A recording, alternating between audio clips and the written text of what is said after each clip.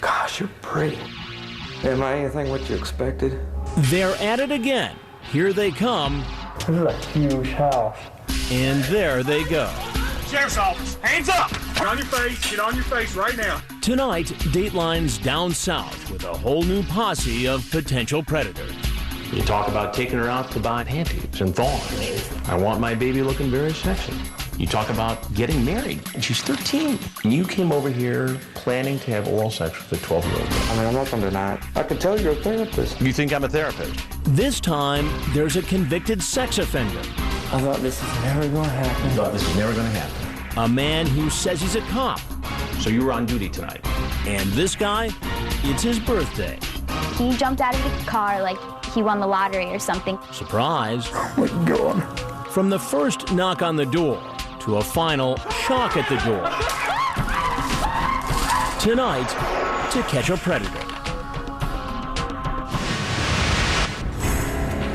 Deep undercover in a dangerous world, a hidden camera investigation into a powerful terrorist tool. It's a key part of the terrorist arsenal, especially Al-Qaeda. And it's not a gun, it's not a bomb, it's this, a fraudulent passport. Every major terrorist attack that's occurred recently, you can find fraudulent travel documents linked in some way. It's exactly how some of the 9/11 hijackers got into America. Doctored passports. Dateline crosses the globe to expose an alarming and thriving criminal industry, a black market of fake passports. I will get you a passport, one of the highest quality. Doctored IDs for sale in secret places. Genuine documents issued to people who don't exist. And a man in disguise on a perilous mission. This project involves substantial risks. How easy is it to get a black market passport? It's just shocking that we're not doing more to try to fight this problem. So here we are. Stone Phillips with Enemies at the Gate. Good evening and welcome to Dateline. I'm Ann Curry. It's what every terrorist wants, a passport, allowing them to travel almost anywhere. Well, tonight, a Dateline hidden camera investigation suggests even now, 6 years after 9/11, terrorists could easily get a passport to cross almost any border. What we're about to show you may not surprise those intent on sneaking into the U.S., but it's likely to be eye-opening for most Americans.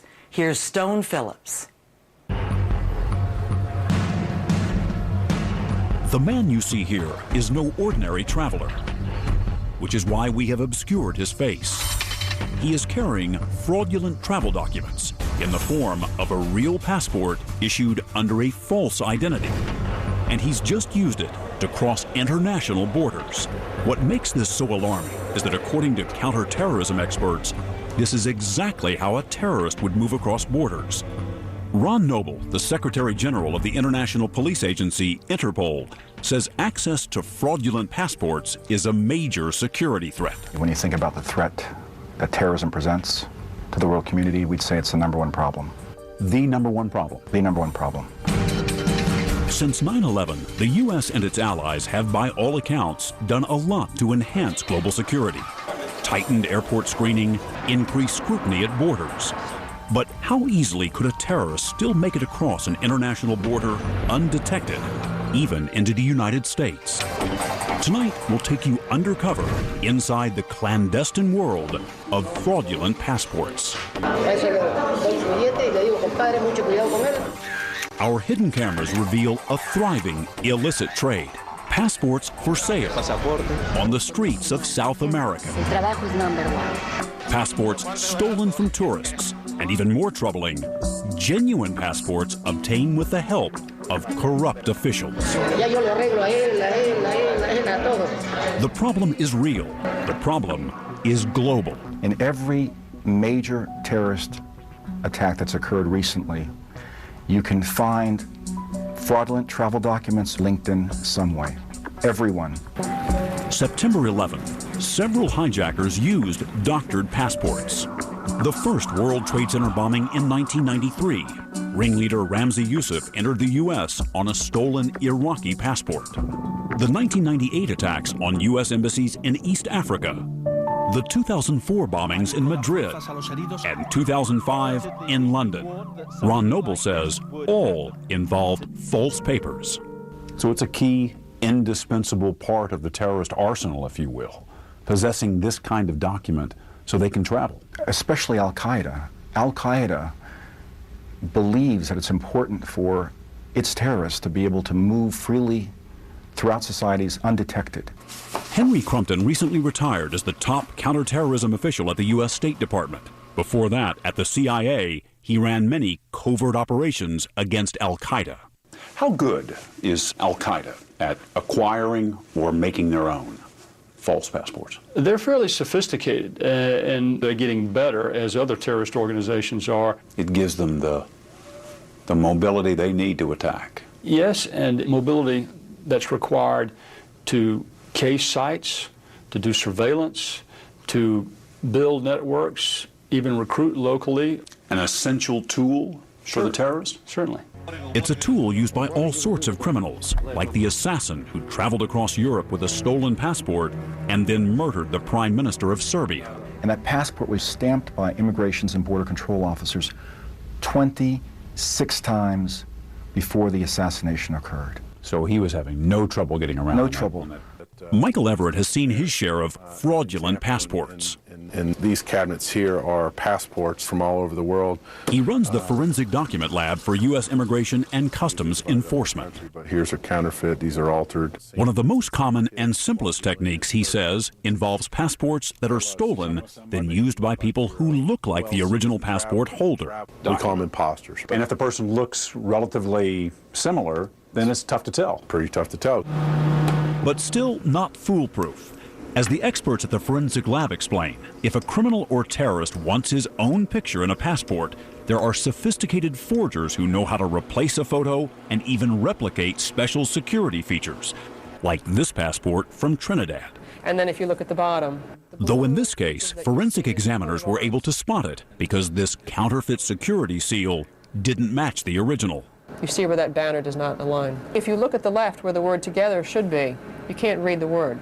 An even better bet for illicit travel, Michael Everett says, is a stolen blank passport, one that's real but hasn't been filled in yet. And I say, okay, what information do you want on here? And I take your picture and get all this information, and I personalize this document for you. I mean, it's a blank slate, and you can make it what you want it to be. And I make it what I want. But what authorities fear the most are genuine passports issued under fake identities, the kind obtained by Al-Qaeda operative Diran Barot, who was recently sentenced to life in prison for plotting terrorist attacks in the UK and the US. Before he got caught, the British government issued Barot 2 passports under 2 different false names, a scenario that troubles Interpol chief Ron Noble. The documents are made by the government issuing it, so there's nothing a fraudulent document detector can detect. That is a serious, serious problem. With a genuine passport like that, a terrorist could travel just about anywhere. But how would a terrorist go about creating a brand new identity?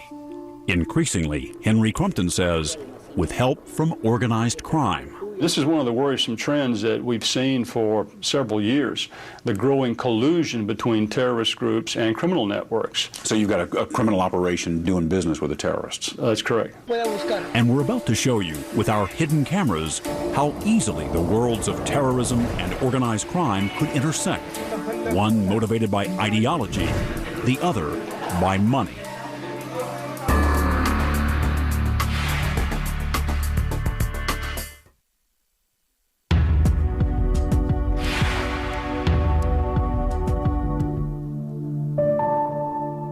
Suppose a terrorist wanted to get hold of a fraudulent passport, one that would enable him to enter the U.S. and never arouse suspicion.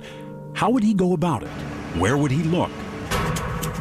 Counterterrorism experts steered us to Lima, Peru, a place still recovering from a national trauma, military rule, and war with a militant group called the Shining Path. Turmoil has given way to democracy, but the country is still struggling economically.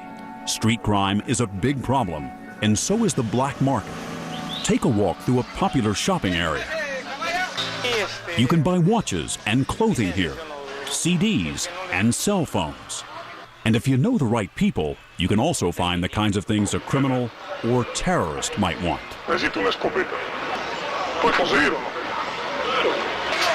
We're not here for guns. We're here because of the thriving trade in illicit documents. So widespread, brokers hawk them in broad daylight.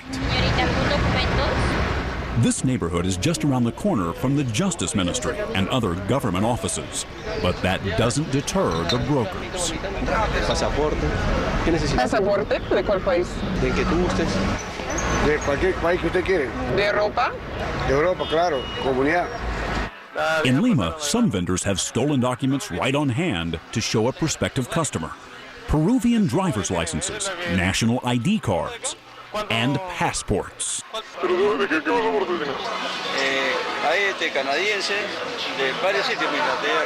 Passports so plentiful, this man sells them by the bagful. Passports like these are stolen on the street here, often from tourists. The price depends on the country, anywhere from a few dollars for a South American passport to $100 for this British one, which was stolen from Alison Shelley, who was visiting Lima. I stood in a cafe in Lima with no passport and no money at all, and I just felt really lost and just scared, really. I wanted to go home.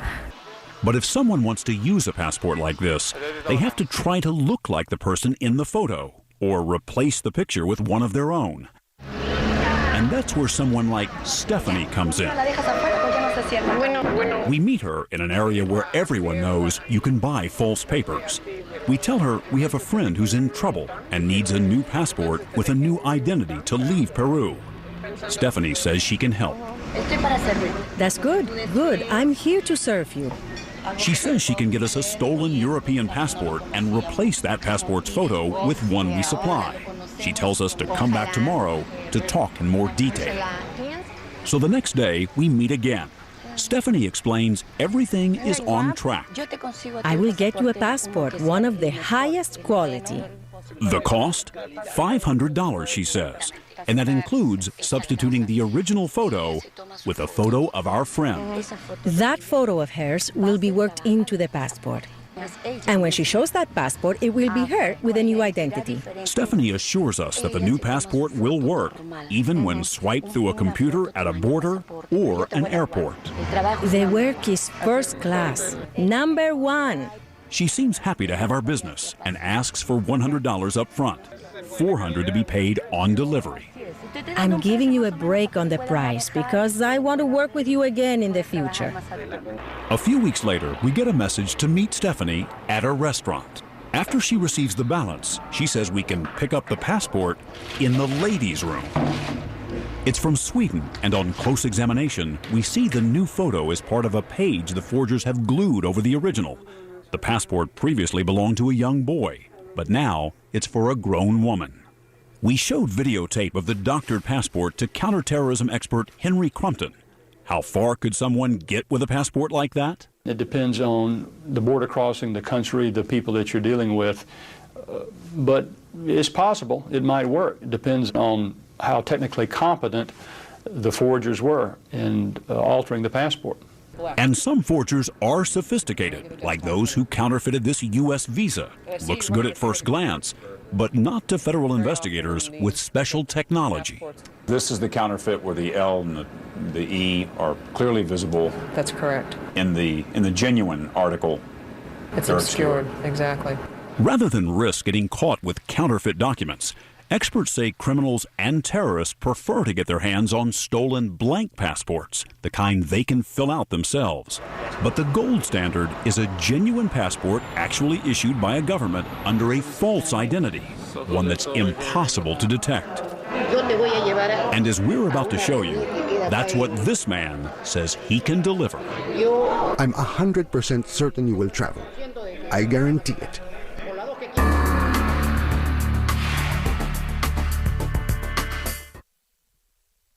Later on Dateline, internet predators. They can't resist, but they must be stopped. But the real shock is who this predator really is. Coming up in the next hour of an all-new Dateline.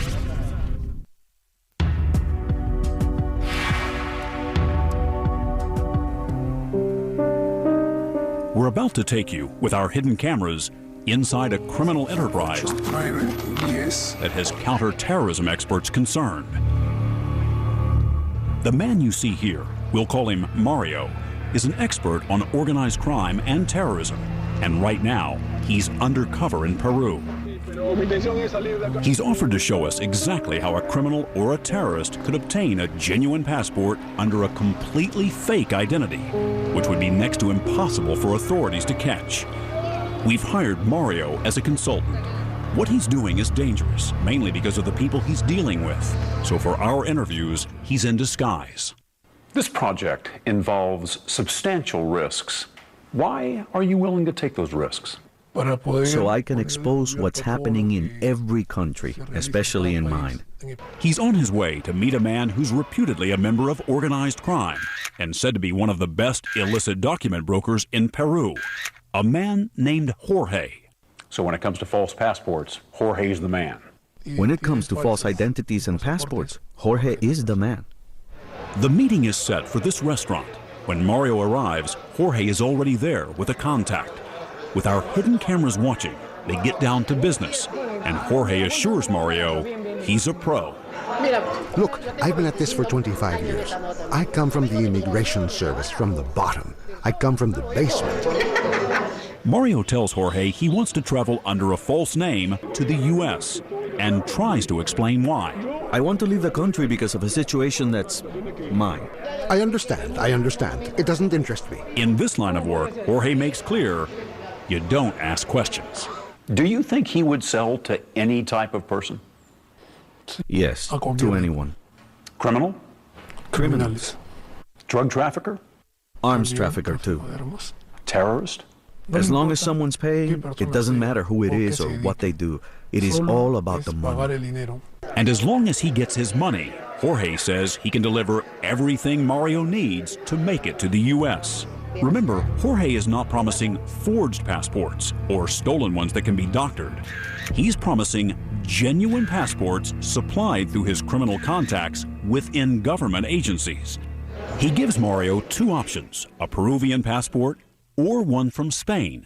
Counterterrorism expert Henry Crumpton says if Jorge can lay his hands on a genuine Spanish passport, it's a matter of great concern to authorities. How difficult would you expect it to be to acquire a Spanish passport on the black market? If you're talking about a blank, well then I would hope that would be extremely difficult or impossible to acquire. That would be a great concern, because if you look at the travel of EU citizens, they go all over the world, and those passports are held in high value because of the credibility given those governments that issue the passports.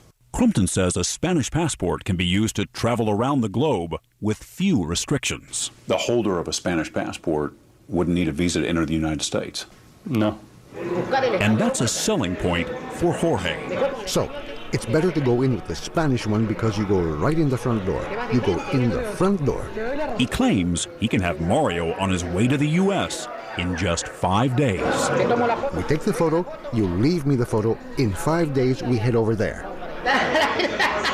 This is all very amusing to Jorge, but what's not so funny is the possibility that there may be corrupt officials inside a government office of a U.S. ally selling passports. The document I am giving you is very clean. It doesn't have even a single stamp. It was obtained here in the Spanish consulate. How'd you get it from the consulate? They sell them from the inside. I have people who get them from there. Jorge says he has prepared all the paperwork. He just needs Mario's signature under the fictitious name that will go on the passport. Things have to be done well, man. Where do I sign? Here. Then it's off to the photographer for a new set of passport photos. The photographer explains different countries require different color backgrounds. The next evening, Jorge says it's all but done, and he fills Mario in on his new identity. Here is your birth certificate. Here is your name, your father's name, your mother's name. You need to memorize all of this. The cover story? Mario was born in Peru to a family originally from Spain. You've never been to Spain, but your family was born there, in Spain. On the internet, I will get you some facts so that you know where your father is from. With his new Spanish identity, Mario is entitled to a Spanish passport. Jorge has him sign some more official papers. You need to pay attention to what I'm telling you, and there won't be any problems. Then Jorge breaks some news. That trip to the U.S. won't take place in 5 days after all. Here's the route you'll take when you travel. Jorge says Mario will have to take a roundabout route. That way his passport will already be used and seem less suspicious. First, Jorge says, cross from Peru to Bolivia. From Bolivia, take a car to Argentina. From Argentina, he says, buy a plane ticket to Havana, Cuba, via Mexico. In Mexico, at immigration, they'll ask you if you're going to Havana. You'll say, yes, sir. But that's a lie, because Mario's not supposed to use that ticket to Cuba. Instead, he's supposed to stay in Mexico and then head to the U.S. And then you will buy a ticket to New Jersey. And then you will get into New Jersey like a mother. The next day, Jorge asked Mario to meet him, as usual, at a restaurant. Right there, in that very public area, they make the exchange. Mario checks the passport, and it seems in order. And he hands Jorge the balance due. Count it, $1,750. So to get you that document, he had to have somebody on the inside. I mean, this was a real document. A real, original, and new document. So you're saying a corrupt official inside the Spanish consulate is providing Jorge with authentic documents under false names? Yes, probably. So presumably these corrupt officials are getting their cut in this business. They all make money. Jorge, his organization, and corrupt officials. You've spoken to officials in your country about that passport. What do they say about it? It's a valid document. It's authentic. So Jorge has delivered what appears to be a real Spanish passport. But Mario discovers it's missing a necessary stamp from Peruvian authorities. Jorge's gang apparently forgot to get it, and without it, Mario couldn't travel on that Spanish passport. Authorities in Spain tell NBC News that while the document appears to be government issue, it never was entered into government computer systems. They say a passport like that could not be used to enter Spain, but might potentially be used to travel to other countries. Still, Mario has another option. Remember, Jorge has said he can supply a real Peruvian passport. This time, he promises he'll get it right. The job I am going to do for you now will be a special one.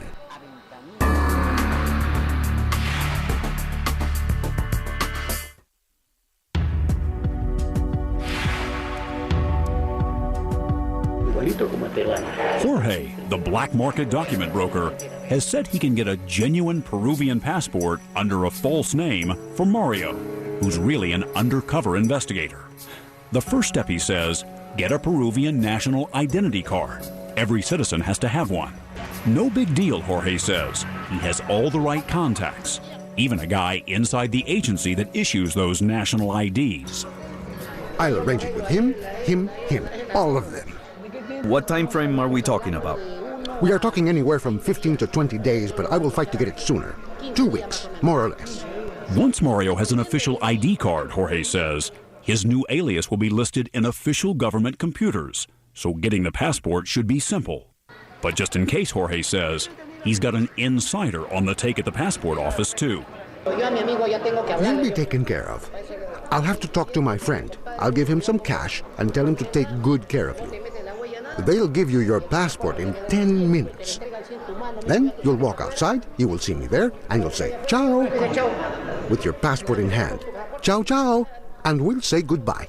Success, Jorge promises, is just around the corner. When they meet again a few weeks later, Jorge asks for a down payment for the Peruvian documents. How much for the national ID?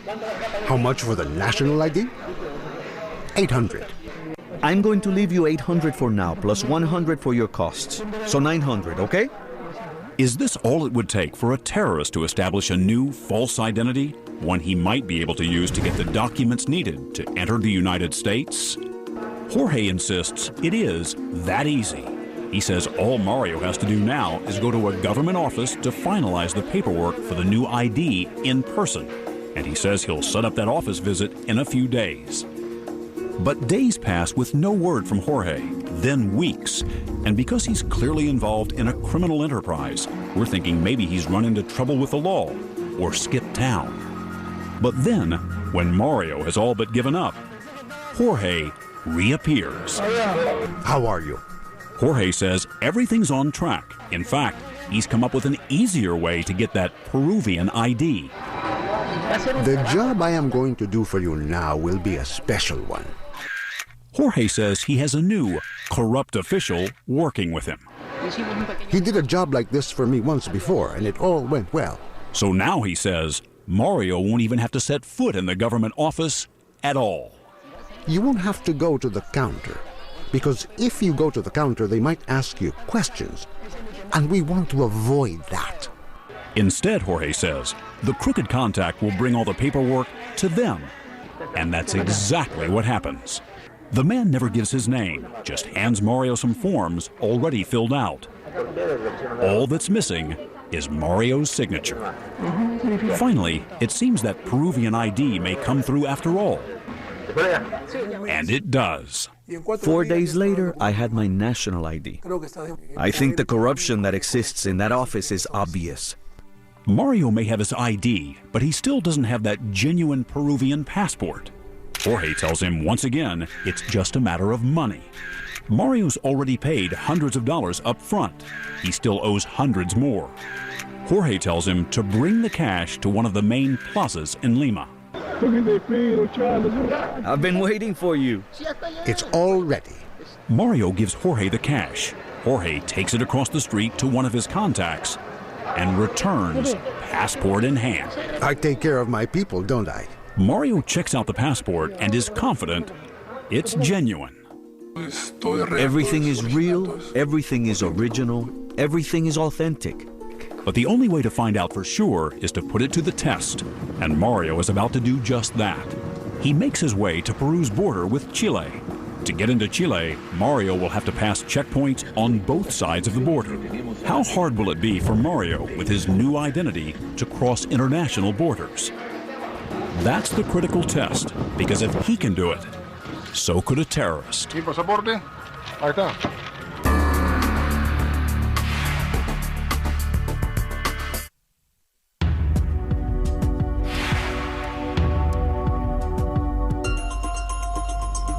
This undercover investigator, Mario, is traveling with a new Peruvian passport based on a totally fake identity.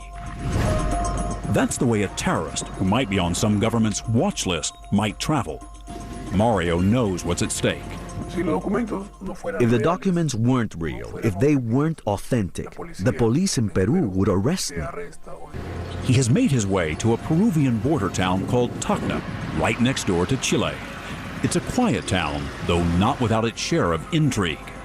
Intelligence sources tell Dateline that Islamic militant groups have used this area as a hub for moving people and money in and out of South America.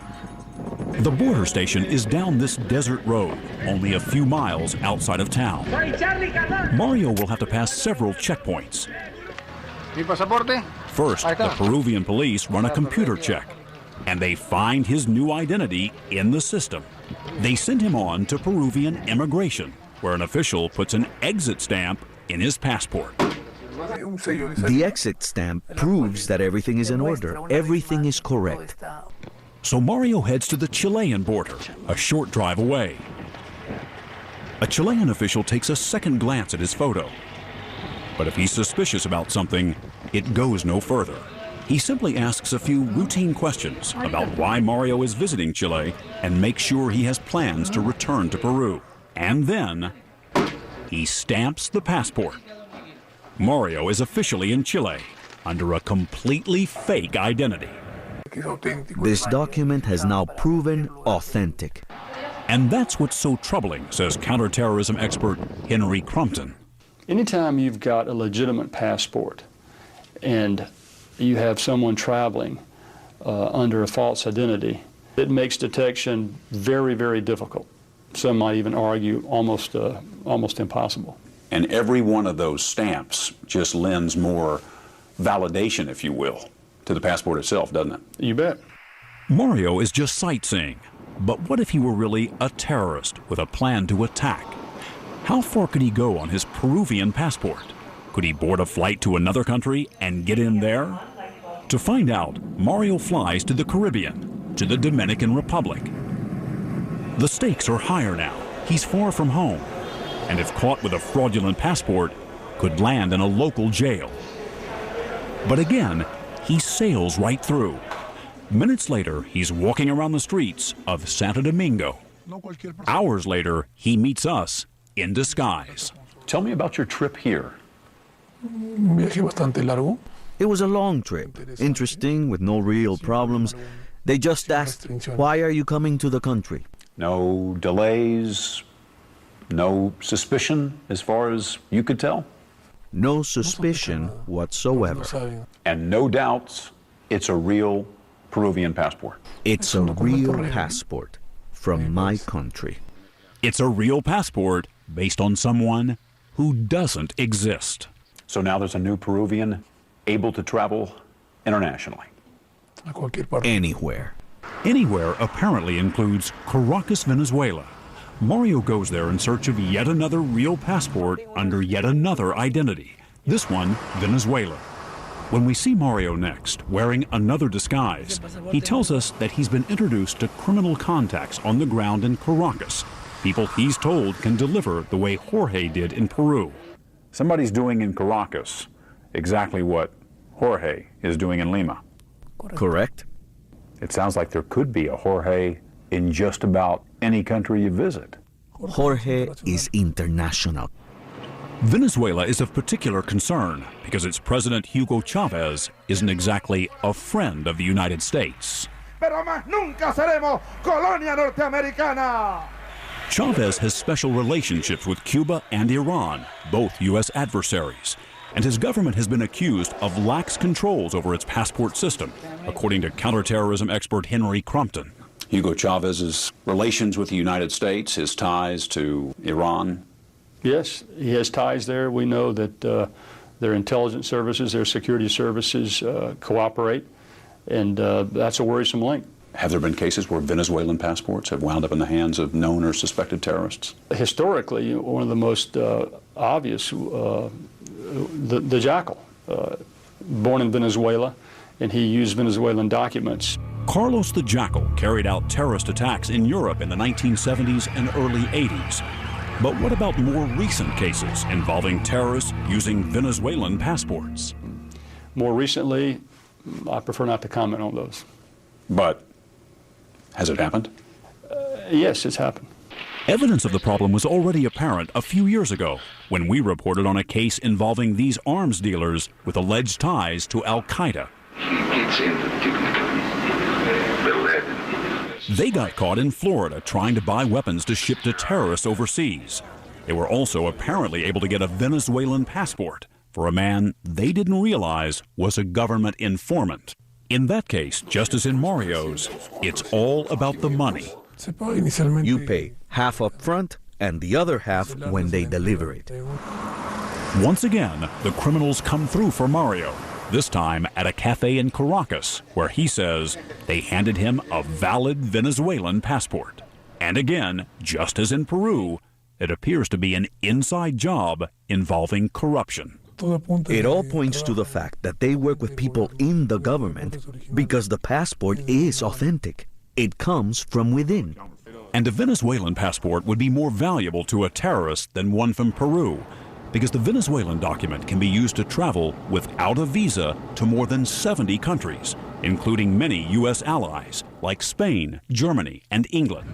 Not to mention Mexico. Welcome to Mexico City, ladies and gentlemen. To test this passport, Mario flies to Mexico City as a tourist. Another stamp, another false identity validated.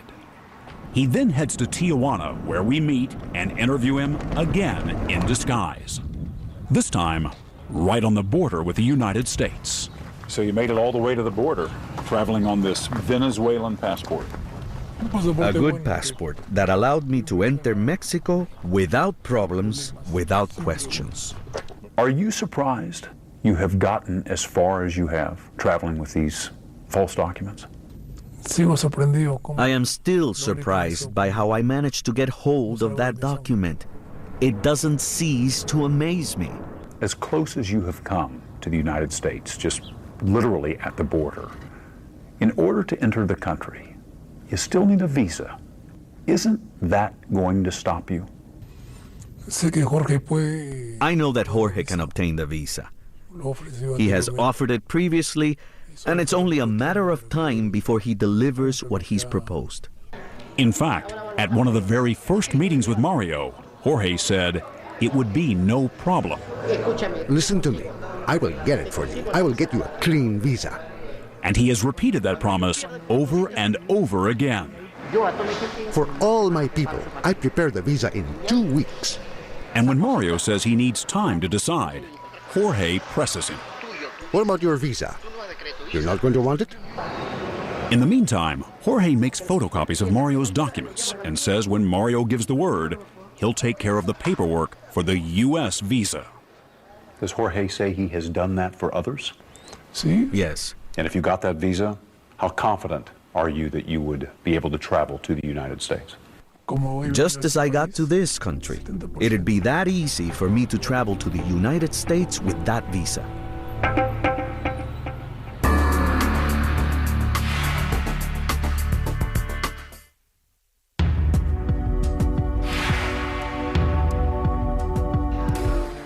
This man in Peru, Jorge, has sold a valid Peruvian passport to an undercover investigator. Now Jorge says he can get him a valid visa to the United States. Listen to me. I will get it for you. I will get you a clean visa. Going forward with that could illustrate the potential threat to U.S. national security. NBC News approached U.S. government officials in several agencies to describe what we'd observed. Officials told us that if Mario were to file the visa application under a false identity, even for a news story intended to expose weaknesses in the system, it would violate U.S. law. U.S. authorities examined the Peruvian passport Jorge sold to Mario and concluded it is an authentic document. Bottom line, with that passport, they say, the U.S. might well have issued Mario a visa. Former CIA and State Department counterterrorism official Henry Crumpton agrees that's a real possibility. I can't speak to what Jorge might do or might not be able to do. If you have a human element, you can't rule this out. Crumpton says the U.S. visa system is secure, but not foolproof. If you have a U.S. consular officer that is going through a number of applications and someone comes to him and they have got a document that is genuine based on his false identity, and he has all the other requirements, airline tickets, bank accounts, he appears to be a legitimate traveler, then why would the consular officer not issue the visa? So the guy who can deliver those kinds of documents may be able to deliver a visa. It's certainly possible. That possibility, he says, complicates what is already a complex problem. I don't think that we can really expect to solve this problem completely, but you can certainly diminish terrorist mobility. How? For starters, Crumpton says, biometrics. Look forward, sir. Okay. Technology to electronically embed information like iris scans and fingerprints in a passport, so it's much harder to counterfeit and virtually impossible for an imposter to use. To crack down on misuse of lost and stolen passports, Interpol Chief Ron Noble has created a massive database with 14 million entries. He says border authorities checking it have snared hundreds of illicit travelers. Once criminals or terrorists know that Interpol's database is being searched, we believe the crime problem is going to be reduced, and more importantly, the threat is going to be reduced. Remember those passports we found on the black market in Peru? We returned all 9 of them to Interpol. This shows a positive hit against Interpol database. 3 of the 9, including Alison Shelley's British passport, showed up in the database. The other 6 did not. Ron Noble acknowledges the database is incomplete and it's not being used everywhere. which is why he says the assassin who killed Serbia's prime minister was able to cross borders 26 times with a stolen passport that was on the Interpol list. If any one of those officers had consulted Interpol's database, if the world community had consulted it, we could have disrupted that assassination attempt. As promising as the Interpol system may be, it can't detect the types of passports that Jorge, the document broker in Peru, has supplied. Genuine passports issued under false identities. The kind that experts agree poses the biggest threat of all. What would your message be to Peru, a country where obviously an operative, a smart, smooth operator like Jorge is able to deliver a genuine passport to somebody with questionable motives? The first and most obvious response is they have to tackle corruption. That appears to be the beginnings of the problem. Mario, the undercover investigator, says that's why he set out to expose Jorge and the corrupt officials behind this illicit trade. You know, critics might say that talking about this is actually providing criminals with a how-to guide, manual for how to obtain false documents, false passports. How would you respond to that? This is very real. We're not talking about a guide. This is happening practically in plain sight. As someone who has taken no small risk to go undercover and try to expose this, what would you say to Jorge and his organization? That his days are numbered once this all comes to light. And when this report is seen, what do you think is going to happen? Jorge will go to prison. And as for me, I don't know. What happens to the passports? They'll be put up as evidence for the authorities. Would you testify against him? Yes, I would testify. But at the same time, I would have serious problems. Would you have to leave your country? Very far. Because Jorge's organization would find me. Putting the Jorges of the world out of business permanently may be impossible. But Ron Noble says countries could do a lot more to curb trafficking in illicit passports, or what he calls fuel for terrorists.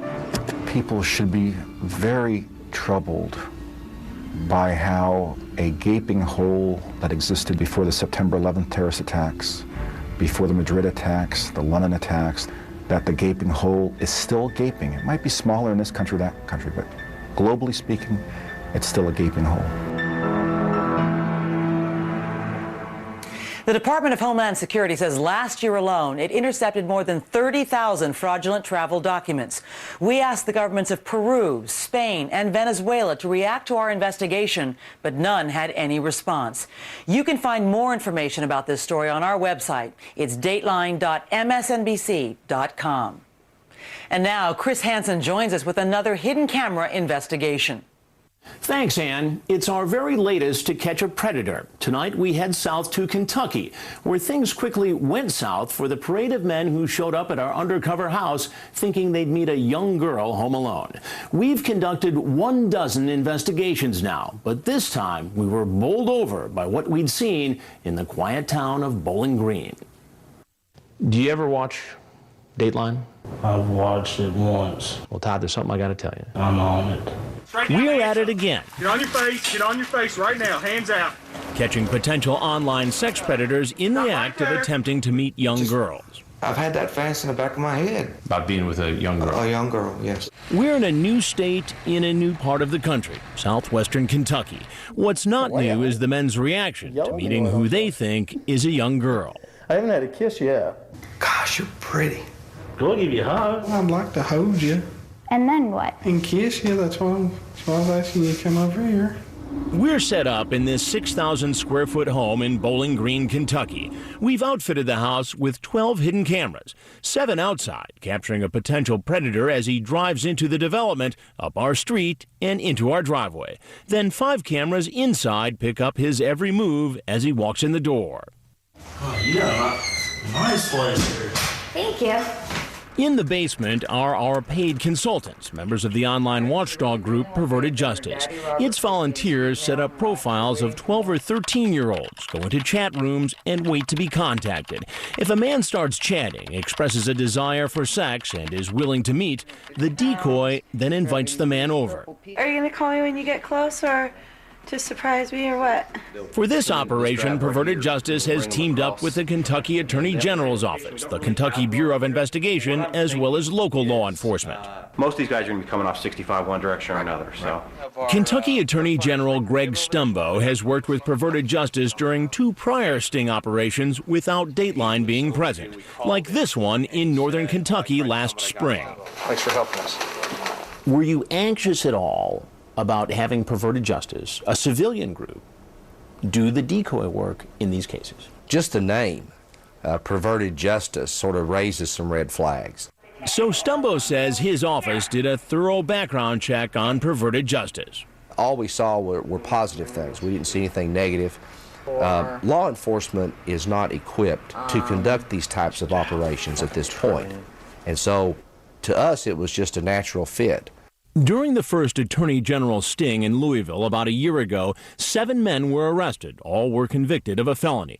During the second sting, again with Dateline not present last April, 11 men arrived at this house in northern Kentucky, and all 11 were arrested. Get on the ground, please! Get on the ground! Get on the ground, please! Get on the ground! Get on the ground! Please, let me see your hands. Put your hands where I can see him. Get on the ground! Get on the ground! One man has pleaded not guilty and is awaiting trial. The other 10 have pleaded guilty. Stumbo says one of those men stands out the most. Okay, what's your name, sir? Jim Roush, R-A-U-S-H. Okay, all right. A teacher. What do you do, Jim? I work for University of Cincinnati. He was a well-respected citizen in his community, a member of a church, had a lot of people in the community who supported him, who couldn't believe that he would engage in this type of conduct. He's 59-year-old James Roush, a retired elementary school music teacher and a criminal justice professor for a university.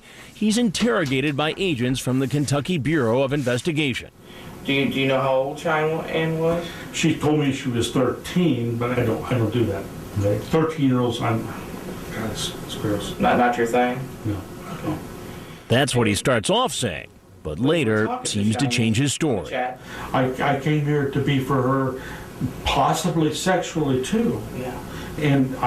But I don't know if I could have ever done that. He also admits he invited the decoy to see photos of his genitals from his webcam. More of an education for her. I think so. This is what a guy looks like. Yeah. He ends up pleading guilty and is sentenced to 46 months in prison, followed by lifetime supervision. Hey! So what will happen this time when Dateline is present? It seems some potential predators are getting the message. KBI Commissioner David James says chat rooms are filled with men afraid to show up. Once they found out that the girl was in Kentucky, that we're not going to come to Kentucky because that's where they arrest people for doing this. Golly. But as always, that doesn't stop everyone. Stay tuned for the laughter. Well, you think this is funny? No, it's a big joke. The tears. You ever watch a program called Dateline NBC? Cool. And the attempted getaway.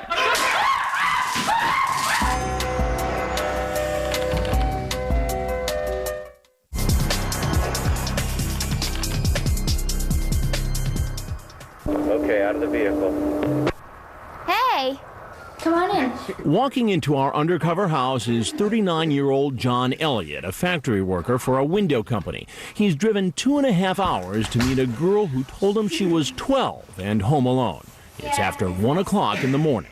I was just watching some TV. Come sit down. All right. We've hired this 19-year-old actress, Casey, to be our decoy.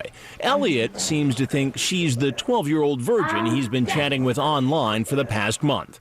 Using a screen name so disturbing we can't broadcast it, he tells the decoy about his fantasy of being with a young girl. You were asking me about what I was daydreaming about. Well, that's it. You nude and me licking you. He continues to chat with the decoy about his fixation with giving her oral sex and adds that as he's talking to her, he's nude and thinking bad thoughts. I just never thought I would openly tell a young girl that. Is okay with me. But as soon as I saw your pic, I was like, man, I'd give anything I could to have one night with her. At one point, he tells her his hobby is taking pictures of himself masturbating and then sends the decoy some of those shots. And he doesn't stop there.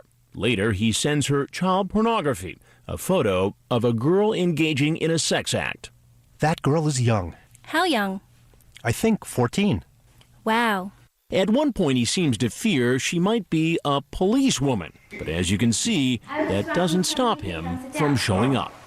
Can I use your bathroom? I've got to pee so bad.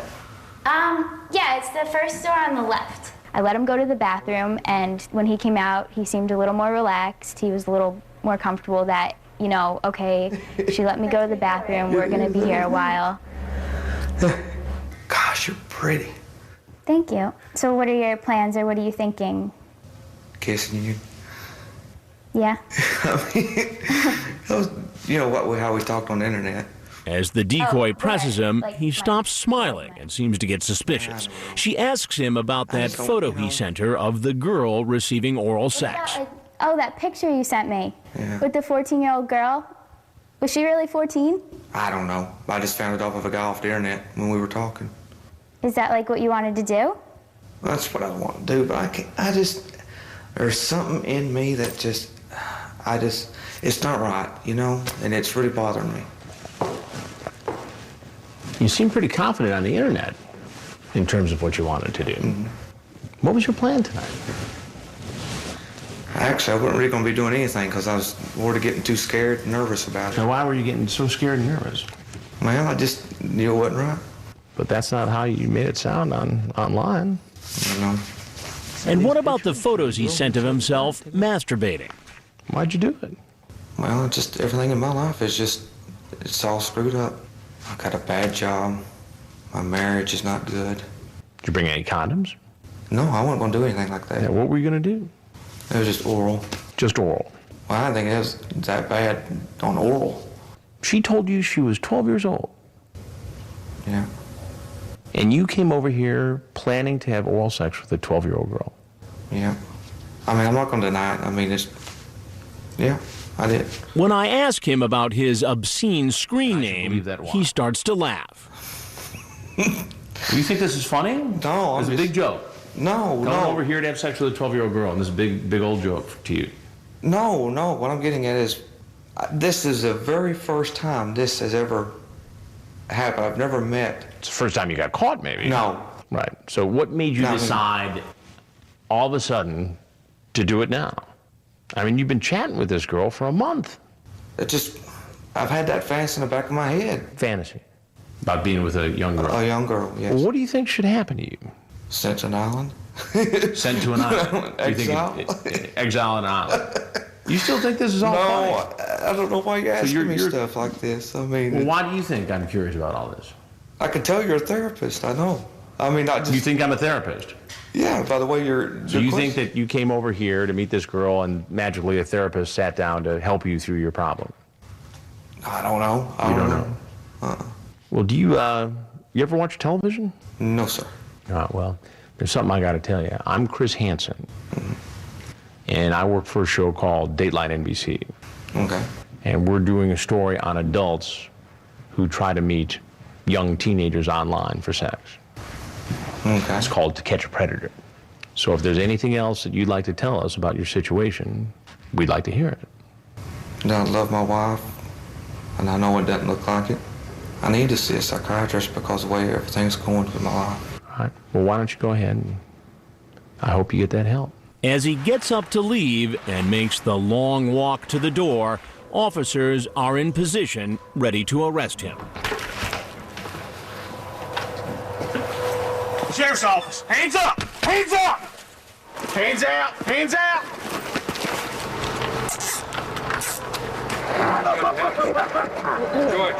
He's taken away in an unmarked car and brought to a police station where he's booked, photographed. Thank you, sir. Right here, 2 boys. And brought in for questioning. Had an interesting night, haven't you? Yeah, To say the least. He's read his rights, and Kentucky Bureau of Investigation agent Catherine Reed starts to question him. What brought you here tonight, John? Just fantasy. What kind of fantasies? I don't know, to be with a young girl. I'm not saying it's right or anything like that. I don't mean to make it sound that way. So you knew it was wrong when you came here? Agent Reed gets the man's consent to search his car and retrieve his computer from his home. Oh, gosh. He's then taken to jail. I've never been in jail or anything like that. And later brought before a judge. You were charged with unlawful transaction with a minor less than 16 years of age, first degree, which is a Class B felony. Do you understand that charge? Yes, sir. The judge sets his bail. Your bond will stay at $50,000 cash. Hey, I'm glad you could come. Up next, a man shows up on his birthday, hoping for more than a kiss. Well, then what did you want to do? Well, I want to kiss first. And later, he starts crying. Cool. Put your hands behind your back. And crying. And crying. I can't go to jail tonight. You will go to jail tonight. Wait until you hear the plans he made for his date with a young teen. Back up against the wall there.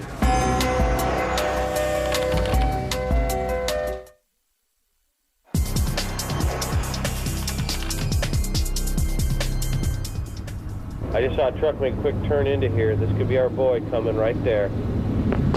It's day 3 of our undercover investigation here in Bowling Green, Kentucky. Population 50,000.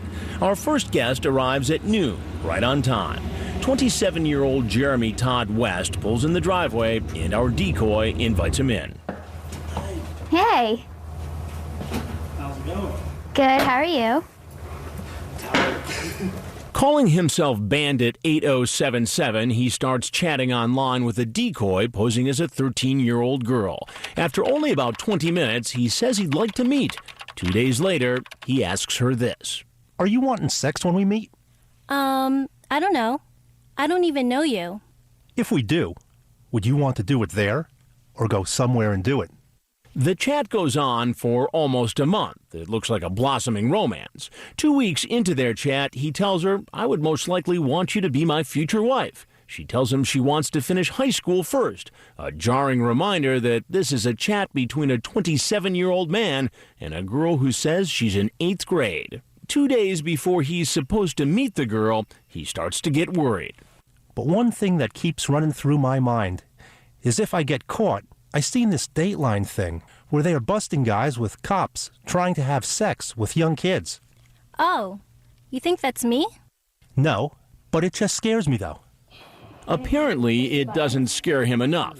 Bandit 8077, a public works employee from Tennessee, makes himself at home. Hey, these chairs are nice. So how's it going? So far, so good. That's good. Stay seated. Well, I was going to give you a hug. Well, let's Why talk don't you first. sit down before you give any hugs here, and we're going to have a little chat. What's going on? Not much, just dog come hang out, be friends. So there's no friends who are your age on the internet? Yeah. Yeah? So why can't you talk to them? No, I'll know what you're doing. Don't go there, please. I know what you're doing. You talk about taking her out to buy sexy bras and panties and thongs. Okay. I had a feeling this was it. You had a feeling what was it? This was a setup. We would be kissing and my hands Okay. would caress your sexy body. I made a mistake. I made a royal mistake. I wouldn't go to sleep with her. I promise I wouldn't. I talked about it, but I wasn't going to do it. Remember, he's been talking online about having sex with a 13-year-old for almost a month. I was wrong. Then why did you do it, Don? Explain it. I just, weak moment. I had a feeling something was wrong. Do you ever watch Dateline? I've watched it once. Did you ever think you'd actually be on To Catch a Predator? Well, Todd, there's something I got to tell you. I'm on it. I'm Chris Hansen with Dateline NBC. Dude, don't. You can walk right out the door you came in. Leave me. Leave him. And just like he's seen on TV, law enforcement is outside waiting to arrest him. Sheriff's office, come on down. Come on down. Straight down, the hands up. Get on your face. Get on your face right now. Hands out. Put them behind your back. Do not move. Help, please. He's taken to the local police station, and when questioned by an agent from the Kentucky Bureau of Investigation, he sticks to his story. I wasn't going to do anything more than just be friends. That was it. He tells the officer he's worried about being on Dateline. You're probably going to appear on their show at some time. And part of the reason is they use that as a deterrent for other people to not get themselves in this situation. Well, I should have just stayed away. He's coming back, Casey. He's trying to make sure he can see you. In a few minutes, our next potential predator will probably be thinking he too should have stayed away. Okay, his name is Lauren, L-O-R, and you're Kayla. You should have condoms, pizza, bracelet, and a can. Hey, I'm glad you could come. Girl. How are you? I'm good. How are you? Good. Turns out today's his birthday. He's 37-year-old Lauren Armstrong, a construction worker. He's been chatting with a girl posing as a 13-year-old for more than a month. It's one of the longest chat logs we've ever seen, 407 pages. Using the screen name Lauren A20014, he tells her how to masturbate and then asks her if she wants to see him naked. She agrees, and he turns on his webcam. He wants her to look at his penis.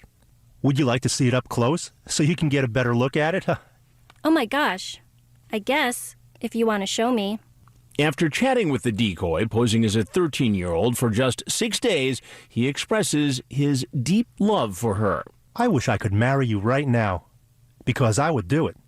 That's how special you are to me, and that's how much I love you. But he clearly knows what he's doing is wrong, telling her to delete all evidence of their chat log. Okay, delete your archives and remember, Mrs. Kayla Marie Armstrong, I love you more than anything. He was so excited to be here, and he came walking in very proud, very excited. It's a massager chair. God, It vibrates when you press the buttons. Look, oh my God. I thought you had blonde hair. Do you like it? I dyed it by I myself. think it's pretty. Thank you. It's very pretty. Well, weren't you going to bring me something? Well, yes, I was. And I did. Did you bring any condoms? Yes, I did. Where are they? Out in the truck. Well, what good are they going to do in the truck if we're in here? Well, yell at me, why don't you? I haven't had a kiss yet. Oh, okay. Well, then what did you want to do? Well, I want a kiss first. And then what? Can I have a kiss first? Well, let's talk first. We just got here. Are you nervous? A little bit. A little bit, not as bad as you thought you would be. I like seeing you in person. Yeah, I like seeing you too. Good. Seem pretty comfortable there. Hi, sir. How are you? All right, how are you doing? What's happening? Not too much. Not too much. So what are you up to tonight? Not a whole lot. Well, I tell you, for the last several days, you've been up to a lot. You're a pretty prolific chatter there. You want to explain yourself? Not really. I never really was going to do anything. You weren't really going to do anything? No. So you brought condoms. What else did you bring? I brought her a bracelet. And she is how old? She's supposed to be 13. And how old are you? 37. Now, besides all this chat here, and we'll go through that in a minute, you also sent a whole bunch of pictures. Now, why would you think that's appropriate? It's not. It's not. You tell her to delete her archives. I didn't want her to get in trouble by her parents. You talk about getting married to her. Getting married? She's 13. So I meant when she was 18. You were going to marry her when she turned 18. What do you think ought to happen to you? I think I should go to counseling to get off the internet. I can do some things I can't do that. Oh my God. Well, there's something I got to tell you. I'm Chris Hansen with Dateline NBC, and we're doing a story on this. Now, you're free to walk out of this house right now. But if there's anything else you want to say, now would be the time to say it. He has nothing further to say and tries to make a quick exit, apparently not knowing what's in store for him outside. Sheriff's office, down! Get down! On the ground! Hands behind your back, Put your hands behind your back! He's taken to the local police station where his car is searched. On Mr. Armstrong's truck, we found some condoms, a variety pack, plus some jewelry. And later, he's interviewed by law enforcement. I believe you transmitted quite a few photographs I'd like an attorney. All right, sir. Up next, don't let his disability fool you. He has cerebral palsy.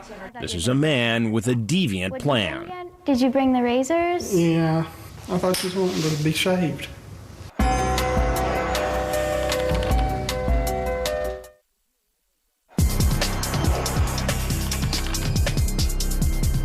That's him coming at you. Yep, I see him. He would have a cane. He has cerebral palsy. No, you come in.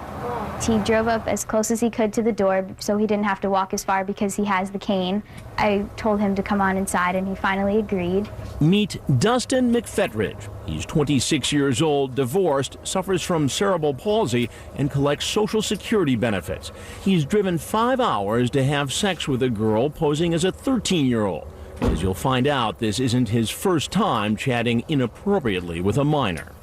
Our decoy Casey starts to feel sorry for him as she watches him struggle to get out of the car.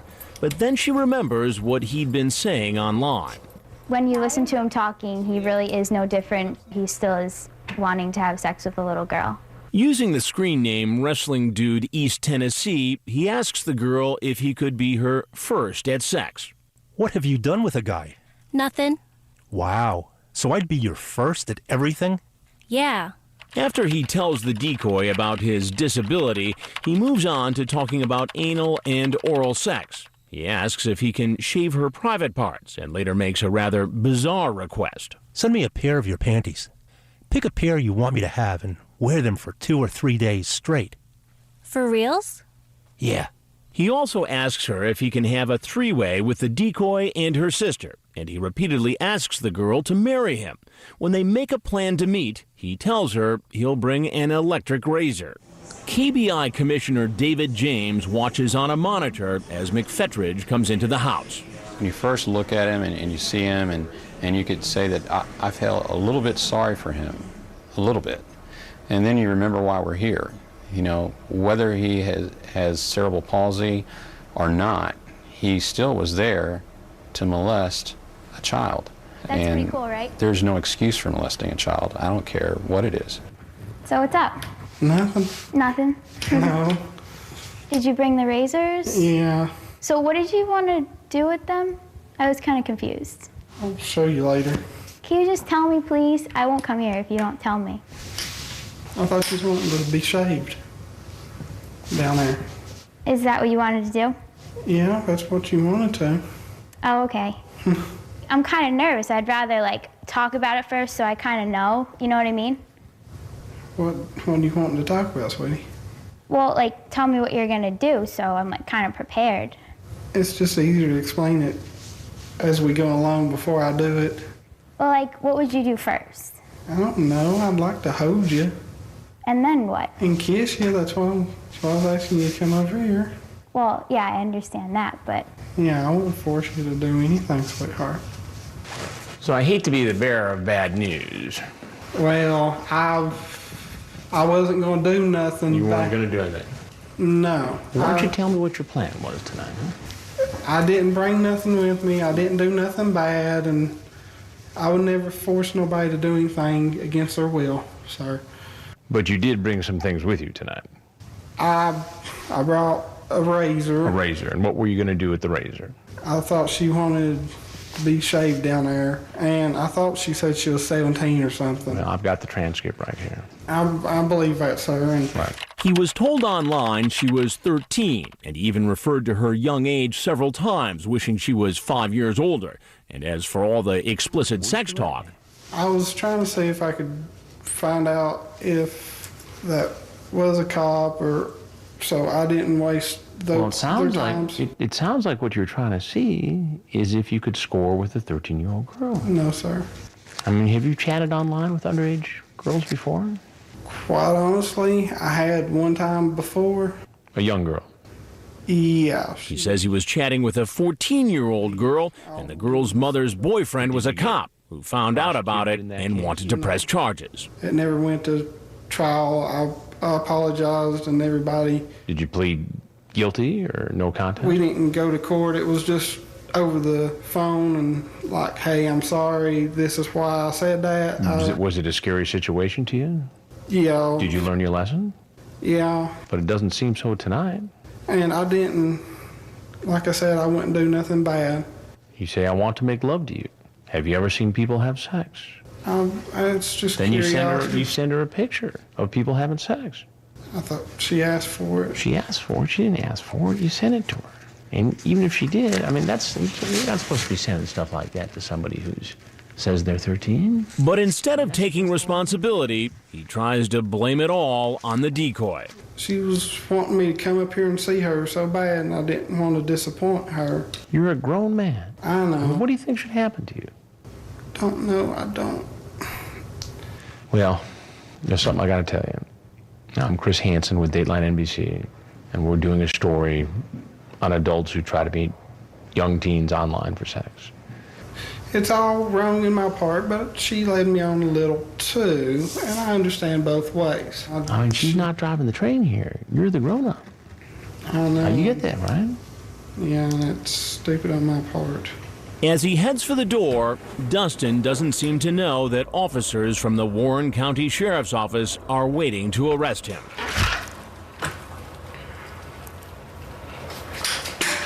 Dustin, just take a step out, okay? Take a step out. Okay. Okay. Because of his disability, officers are careful taking him into custody. I thought they said I wasn't under arrest. I wouldn't hurt nobody. While he's being booked, his car is searched. Braun electric razor, some KY lubricant, and a digital camera as well. Then he's brought in for questioning, where he admits to bringing a razor and lubricant. What were you going to use it for? I guess. Was it in case you had sex with her? Yeah, but I was going to try not to. But you would have had sex if you hit it off with her. If we got along and I thought it was a meaningful relationship, honestly, then yeah. Again, he says he's not the only one to blame. The girl teased him into coming. She called me today, wanting me to come up here. Mm-hmm. But you were telling her you were her boyfriend, right? You wanted to marry her. After she's 18. Okay. If we got along. And how does he explain the picture he sent? Because she said she'd never seen a penis before. Mm-hmm. Why does a girl that age have to see one? I don't have no answer for that one. He admits that he probably possesses child pornography. There's probably a few photos and a few videos that I had downloaded. Have you ever met anybody in any other chat rooms that you've had sex with? Yes. Any of them underage? No, sir. Dustin Jacob McFetridge. Later, he goes before a judge where he enters a not guilty plea. Your bond will also be $50,000 cash. Should I be signed over to the custody of my mother? No, sir. Okay. I'll see you Friday. She gets her vehicle back? I'll see you Friday at 9 a.m. Okay. While McFetridge admitted to chatting with a minor before, you'll soon meet a man who went a lot further than that. He's a convicted sex offender. What was the actual criminal charge against you? Having sex with a minor. Having sex with a minor, okay.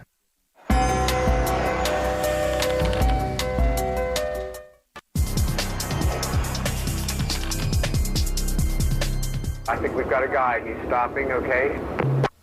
During our investigation here in Bowling Green, Kentucky, men drive for miles, sometimes from other states like Tennessee and Indiana, to meet a young girl home alone willing to have sex. This would be one, stay fit. Our next visitor drove more than an hour from Nashville, Tennessee, to keep a date for sex with a girl posing as a 13-year-old. Hey, come around the side. This front door doesn't work. Okay. While online using the screen name Single Male Stayin' Fit 2000, 41-year-old Richard Watwood not only poses naked on his webcam, he also masturbates for the decoy, then encourages her to touch herself. 2 days later, he shows up at our house. I was just watching some TV. Oh, okay. We got these new chairs. Sit down in it. It's the greatest thing ever. He thinks the girl's a virgin and home alone for the weekend. By the looks of his chat log, he's here to take her virginity. If you slide them. Hey, can I use your restroom? Well, we're having some plumbing issues right now because it's the new house, so it's not really hooked up yet. Yeah. So can you hold it for a little bit maybe until later? I got to pee real bad. I've been having to go since Before Nashville. you do that, I've got a couple questions for you. What's going on? Not much. Hey, no, I need to ask you some questions first. Keep your hands on your pockets, please, so I can see them. Please, have a seat. I don't want to have a seat. You don't want to have a seat? You don't want to tell me what you're up to? He insists he has to go to the bathroom. Now, what was your plan here tonight? And then takes off. Well, there's something you need to know before you leave. I'm Chris Hansen with Dateline NBC. Right, going to the side door, coming out, guys, coming your way. All the way out, all the way out, all the way down. Get on the ground. Get on your stomach. Get on your stomach. He's taken away in an unmarked car, driven to the local police station and booked. Officers search his car for evidence. It's Viagra. And two unmarked types. Two unmarked type. Possibly. Several condoms. Later, Watwood is brought in for questioning. You understand why you're here? Okay. You were picked up tonight for traveling to see a minor. He's read his rights and asked to sign a waiver. I don't want to waive my rights. Like all the other men you've met so far, he's arraigned before a judge, where his bail is set at $50,000 cash. I want a plea of not guilty on your behalf this morning. Okay? Yes, sir. Incoming, right here. Meet 34-year-old James Fowler. He's been chatting online with a decoy posing as a 13-year-old. Calling himself You Want Come and Get Me 2005, he wastes no time getting to the point. I like to pleasure people and be pleasured. I just don't chat. I meet. I want to know, if I meet you, you will let me pleasure you? Sounds fun. Then he turns on his webcam and shows her his private parts. The next day, he's walking into our living room. Look at this. We got these sweet new chairs. Sit down. It's so cool. It has like a massager in it. If you push those buttons, I got him to sit in the chair, and I was just sitting on the edge of my chair. That's pretty cool, right? That's wild. And then out of nowhere, he just stood up and started heading towards me. Do you want me to get you something to drink? He was definitely headed towards me for something. Have a seat right over there where you were, please. No. What's happening? Please, sit down. What's going on? I thought this was never going to happen. You thought this is never going to happen? Yeah. And what do you think this is? It's not good. Now, what was your plan here tonight? Have a time. Have a fun time? Yeah. With a girl who told you she was how old? I think it was 13. And how old are you? 34. He says he drove an hour and 42 minutes to get here. And during that drive at all, did you think, man, this is a bad idea? Yeah, that's exactly what I thought. Should have turned around. Should have thought about it. Have you met other people before on the internet? Sure, consent. Older. I mean, everybody's old, you know, that I've never done this before. What made you decide to do this for the first time tonight? You know, wow, it crossed my mind. I seen this show and I'm like, You seen which show? This one. This show. Yeah. And what was your reaction when you've seen the show before? It was bad. It's just bad. That's all I can say. What the people were doing was bad. Yeah. Now you say here that you like to pleasure people and be pleasured.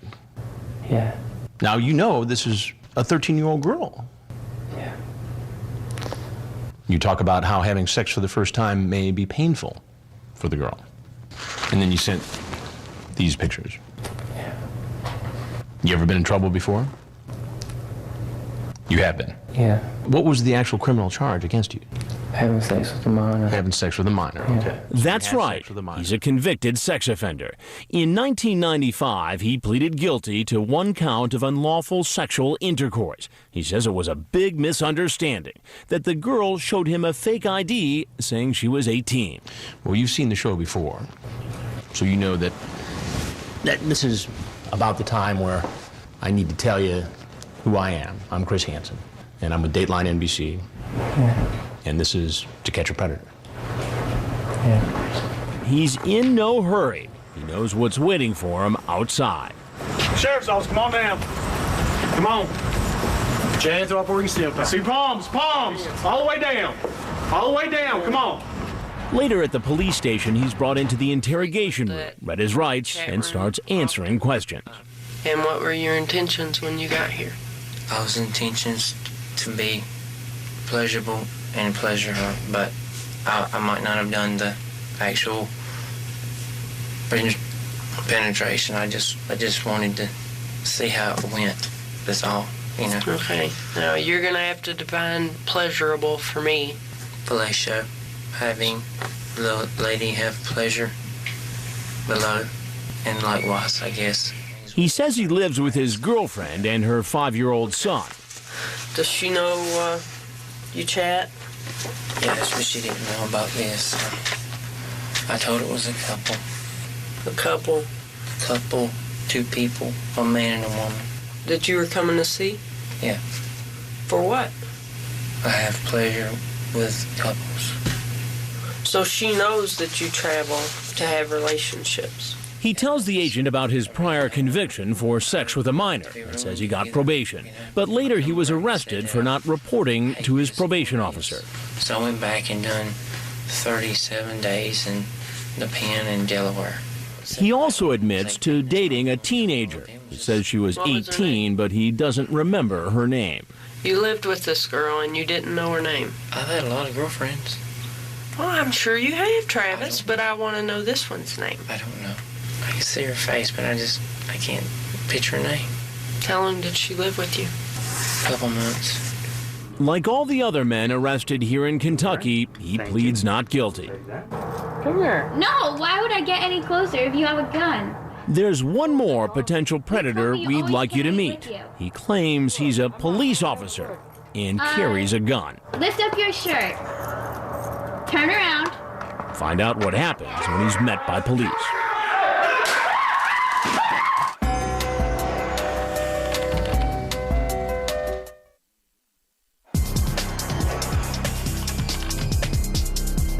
All right, John Raven says he's about 55 miles away.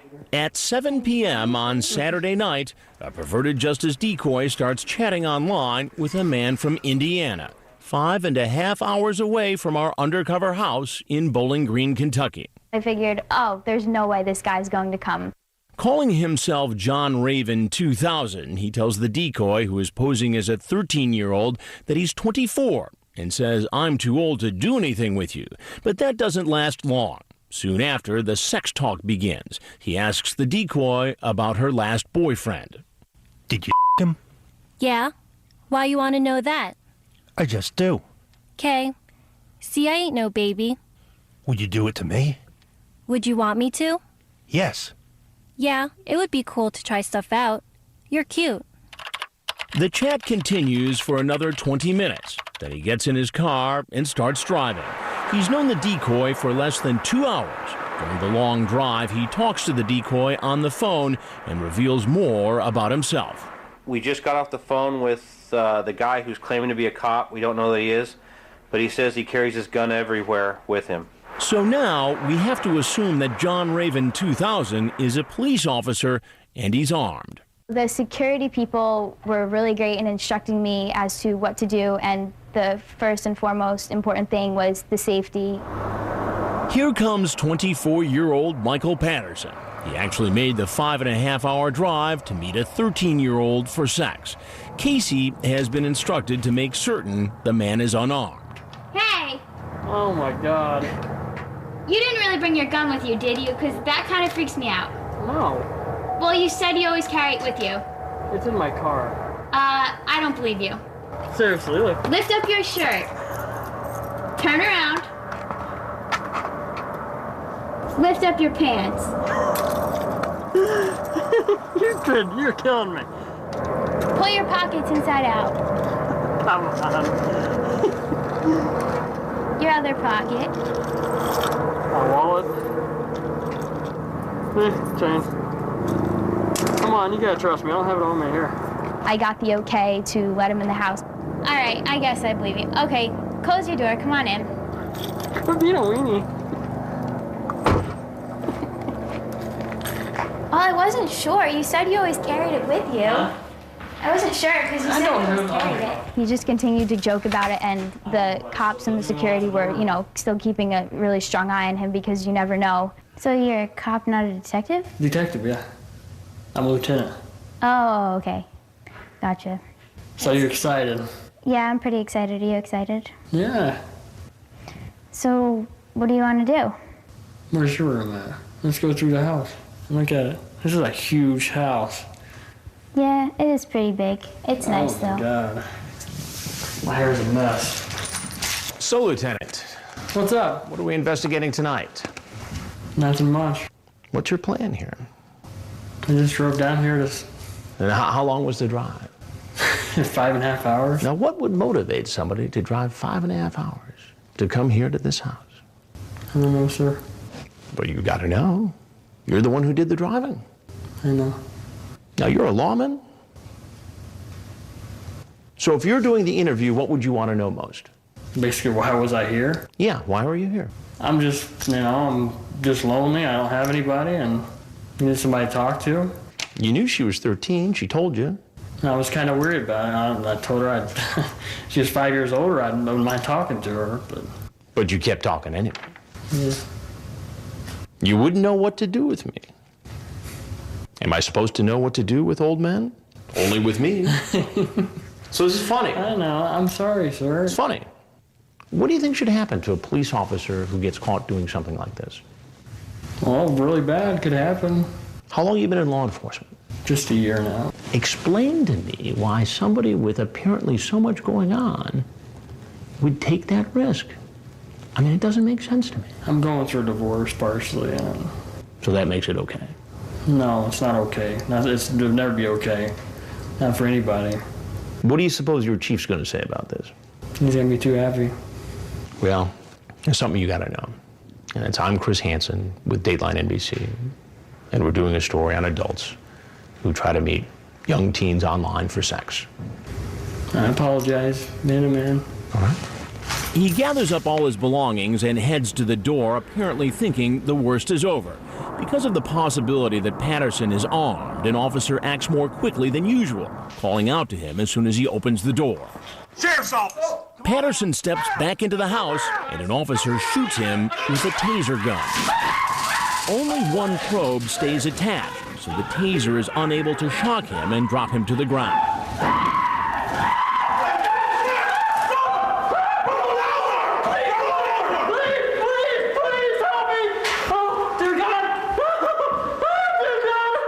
Once Patterson is cuffed, he's brought outside and taken away to the local police station.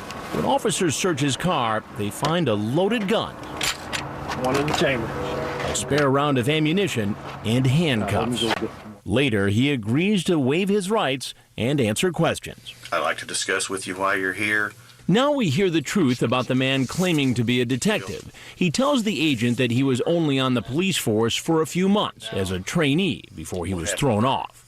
Oh, it was a traffic violation. I violated their SOP, their standard operating procedure. He was out of his jurisdiction in his personal car using police lights. I got some blue red lights and I put them in my car. It was thrown out of court. So they dismissed me for that, but it was thrown out. How long ago was that? Just like a month ago. But according to the local prosecutor, the case wasn't dismissed. He still faces the charge of impersonating a police officer. That wasn't his only run-in with the law. Patterson charged more than $1,400 on a credit card that had been mistakenly sent to him. He pleaded guilty to 1 count of theft, a misdemeanor, served 3 days in jail, and received 1 year probation. So you had intentions to at least have oral sex with her? Yeah. And how old did she tell you that she was? She said going on 14. I knew I screwed up talking to a girl that age. I knew. I'm not stupid. I'm not no creep, but... A total of 7 men were arrested here in Bowling Green, Kentucky, and charged with unlawful transaction with a minor less than 16 years of age, a felony. Since this is a felony, you are entitled to a preliminary hearing. They've all pleaded not guilty. That brings the total number of potential predators arrested in a year by the Kentucky Attorney General's office to 27. We know that predators are now saying we're not coming to Kentucky. They're watching for us, so Kentucky's kids are safer. We've conducted 12 separate To Catch a Predator investigations now over the course of 3 years. And during that time, police have arrested more than 260 men, leading to more than 130 convictions. You can learn more about our predator investigations on our website. You'll also find a complete online safety guide, including advice on how to talk to your kids about the real dangers predators pose. Just log on to dateline.msnbc.com.